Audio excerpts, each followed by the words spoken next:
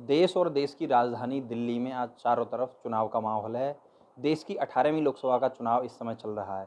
हमारे साथ बातचीत के लिए मौजूद हैं भारतीय जनता पार्टी से 3 बार सांसद रहे लाल बिहारी तिवारी। हम लाल बिहारी जी से जानेंगे कि जिस ज़माने में वो चुनाव लड़ते थे, जैसे 97 में उन्होंने चुनाव लड़ा और उसके बाद फिर लगातार 3 चुनाव लड़े, और तब के चुनाव में और अब के चुनाव में क्या अंतर है? कितना क्या अंतर आया है? चुनाव खर्च को लेकर के, चुनाव प्रचार को लेकर के? जी। जब आप चुनाव लड़े, उन दिनों उस ज़माने में जब चुनाव होते थे, तो तब के चुनाव में और अब के चुनाव में कितना अंतर आया है, खर्च को लेकर के, चुनाव प्रचार को लेकर के? ऐसा है कि सबसे पहले 1993 में मैंने दिल्ली विधानसभा का चुनाव लड़ा और उसमें मैं गोंडा विधानसभा से विधायक बना। दिल्ली प्रांत के अंदर food and civil supply minister Madan Lal Khurana के नेतृत्व में उस समय जब हमने चुनाव लड़ा यहाँ पर, तो एक टू व्हीलर बैठकर मात्र 25,000 रुपये के खर्चे पे मैंने वो विधानसभा जीत लिया था। और 4 साल प्रांत के मिनिस्टर रहने के बाद हमारी पार्टी के पूर्व सांसद स्वर्गीय श्री वी एल शर्मा जी ने त्यागपत्र दिया, सीट खाली हो गई। तो उसमें पार्टी के वरिष्ठ नेताओं आडवाणी जी, अटल जी ने सभी ने बुलाया और कहा कि पार्टी के कहने के बावजूद भी उन्होंने त्यागपत्र दे दिया है, ये सीट जीतनी है और आपको विधानसभा से अब लोकसभा में आना है। मैंने उनको समझाने की कोशिश की कि मैंने बहुत काम किया है। मैंने दिल्ली के अंदर राशन कार्ड 72 घंटे के अंदर देने की व्यवस्था बनाई है। गोंडा क्षेत्र के सड़कों को चौड़ा किया, डेवलप किया, सीवर का काम किया, बहुत काम किया है। आप मुझे यहीं रहने दीजिए। देखो, कहने लगे देश बड़ा है, प्रदेश छोटा होता है और आपको केंद्र की राजनीति में आना है। और हमने सर्वे कराया है कि अगर आप लड़ते हो तो ये सीट जीत सकते हैं। पार्टी का आदेश माना। मैंने कहा कि पार्टी के लिए तो मैं सब कुछ कुर्बान करने के लिए तैयार हूँ, तो कोई मिनिस्टर की कुर्सी नहीं। मैंने त्यागपत्र दे दिया। और मई 1997 के अंदर ये बाई इलेक्शन हुआ, उपचुनाव, और मेरे सामने कांग्रेस के बड़े पैसे वाले पुराने दिग्गज नेता HKL भगत साहब थे। मैं तो उनके सामने कुछ भी नहीं था, लेकिन जनता के अंदर इतनी सेवा हमने की, इतना आंदोलन किए कि मैंने उनको 24% मात्र पोलिंग हुआ मई के महीने में, उसके बावजूद भी 1,25,000 से उसको हरा दिया। लगातार चुनाव होते रहे। 6 महीने के बाद फिर चुनाव आ गया। चुनाव दोबारा पार्टी ने फिर मुझे कहा कि 98 में भी चुनाव आपने लड़ना है।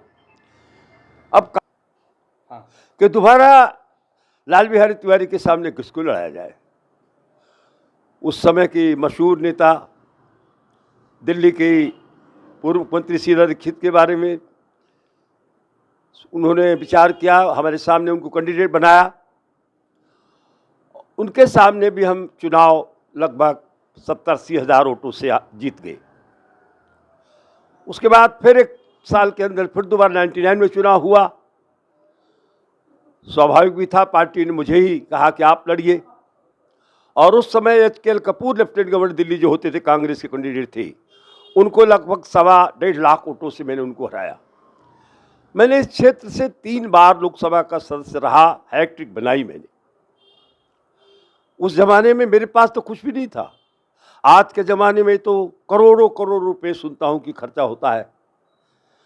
मेरे जो चुनाव थे वो पार्टी ने तो हमको तो कूपन दे दिए जाते थे, पैसा नहीं मिलता था। कूपन दे जा 100 रुपये के, 200 रुपये के, 500 रुपये के। मैं उस कूपन से चुनाव पैसा इकट्ठा किया। लोगों ने मुझे वोट भी दिया, नोट भी दिया, तभी तो मैं लाखों वोटों से जीत गया। आज के चुनाव में और उस चुनाव में अगर आप देखें, जमीन अंतर है। पहले कार्यकर्ताओं को टिकट दिया जाता था, मुझ जैसे कार्यकर्ता को टिकट दिया, लोकसभा का 3 बार रहा। और आज तो सभी पार्टियों के अंदर, चाहे कोई भी पार्टी हो, बाहर से ही कैंडिडेट थोपे जा रहे हैं। मैं यहाँ जनता में 1965 से रहा हूँ। जिस घर में रहा उसी घर से मिनिस्टर रहा, इसी घर से खाद्य मंत्री रहा। और जब मैं फूड एंड सप्लाई मिनिस्टर, मैंने कोठी भी नहीं ली थी, मैं घर से ही सेवा करता रहा। लोगों को लगा कि हमें तो लाल बिहारी तिवारी जैसा चाहिए, और उन्होंने इसीलिए मुझे बार बार चुनाया। अगर आदमी की इच्छा हो, लोगों की सेवा की हो, तो पैसा कोई मायने नहीं रखता। पैसा करोड़ों तुम्हारे पास है, आपको जनता चाहती नहीं, आपने जनता की सेवा नहीं तो आप कभी जीत नहीं सकते।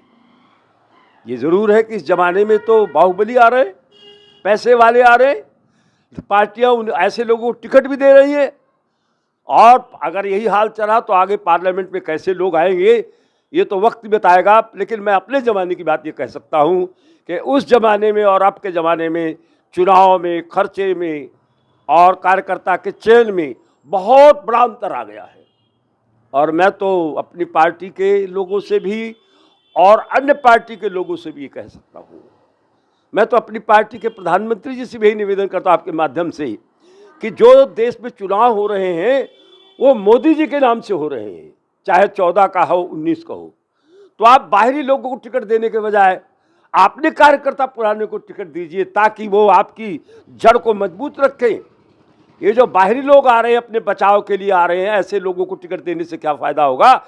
जब ये इनका काम निकल जाएगा ये पार्टी छोड़ के चले जाएंगे। लेकिन असली तो वही है जिन्होंने सारा जीवन इस पार्टी को दिया है।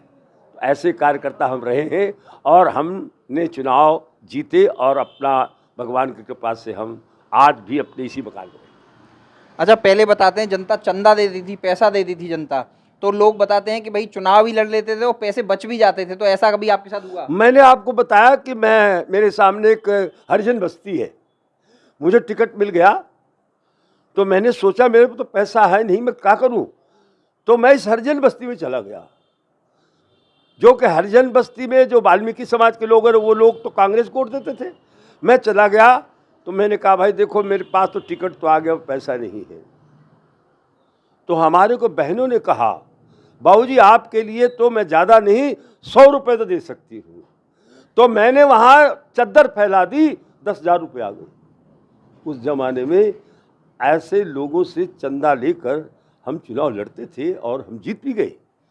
जो नोट भी दे रहा है वो वोट तो देगा ही देगा, और इतनी ईमानदार जीवन रहता था वहाँ पर, एक एक पैसे का पार्टी हिसाब लेती थी। चुनाव में इतना हमको पैसा मिल गया जितना जरूरी था, खर्चा होने के बाद हम पैसे को हाथ में लगाता था, एक कमेटी थी वो तय करती थी।